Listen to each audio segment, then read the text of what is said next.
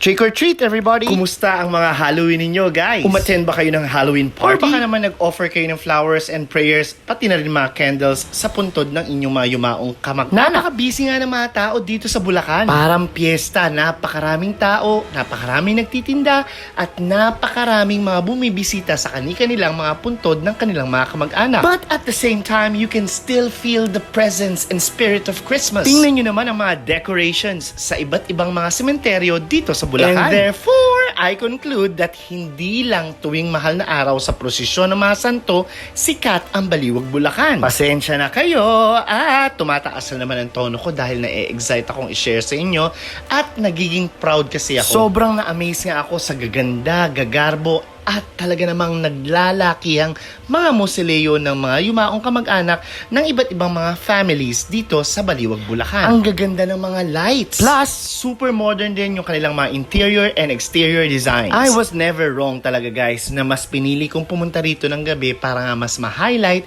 yung ganda ng iba't ibang mga mausoleo dito sa Baliwag Memorial Park, Gateway to Heaven, Baliwag Catholic Cemetery at Baliwag Municipality Cemetery. Let me tell you guys na after 16 years, ngayon lang ulit ako nakapag-celebrate ng Halloween or ng All Saints Day at All Souls Day dito sa Pilipinas. My ganun? Charis! Kasi nga, 2006 pa ako huling nag-celebrate ng All Souls Day dito sa Pilipinas o ng Halloween. Yes, tama ako guys. 16 years na akong wala dito sa Pilipinas tuwing November 1st. Kaya naman gagawin kong memorable itong Halloween this year sa pamamagitan ng aking pag-vlog ngayong All Souls Day. Kahit nga sumama ang panahon maghapon dahil umulan ng malakas, hindi natinag yung mga tao sa kanilang pagdalaw sa mga yumaong kamag-anak, pati na rin yung mga nagtitinda at mga bumibili. Kagaya namin, talaga namang nilibot pa rin namin yung 4 na sementeryo para makita kung ano ba ang kaganapan. At sulit na sulit nga guys, kasi naipakita ko sa inyo at na-share ko sa inyo,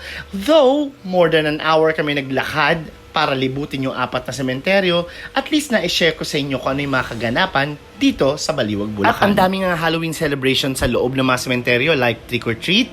Meron din silang mga pa-catering at mga pa-giveaways. Nakakuha nga kami ng napakaraming candies. At sa labas ng mga sementeryo ay napakarami ding nagtitinda na nagsasarapang mga pagkain. Hindi nga namin inalintana yung pagod namin sa paglalakad sa haba ng aming inikutan at pinasyalan. Dahil na rin sa dami ng tao, dami ng mga sasakyan, at dami ng mga naggagandahang mausoleo, hindi ka talaga maiinip at mapapagod. And I salute you guys, yung mga security, mga police officers, at mga traffic enforcers na nagbabantay at nagpanatili ng kaayusan ng 4 na sementeryo ngayong araw. Saludo ako sa inyo. This event happens only once a year, kaya guys. Nga gaya ng sabi ko sa inyo, bagamat sumama ang panahon, talaga namang hindi nagpatinag lahat ng mga tao dito. Let me share to you guys na every year talagang umuulan pag November 1st. And I would like to thank dun sa mga families na pag nadadaan kami, ay pinapatuloy pa kami sa loob ng kanilang mga mausoleo para i-vlog at i-video yung mga mausoleo nila.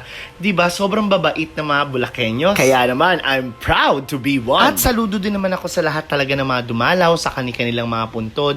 Dahil nga malamang ay nasa malayo pa silang lugar at para dayuhin nila ang lugar na ito. Pero sabi ko nga, once a year lang naman guys. Medyo maputik nga yung daan dahil nga maghapong umuulan din. But who cares about the weather? Sabi ko nga, ang mas importante ay nadalaw natin yung ating mga mahal sa buhay na nagsiyao na. Plus, sabi ko nga guys, na nagsisilbing reunion din ito para sa mga magkakamag-anak na hindi na nagkikita-kita madalas. At ito po ang inyong Bulakeñong Gala. Happy Halloween! Happy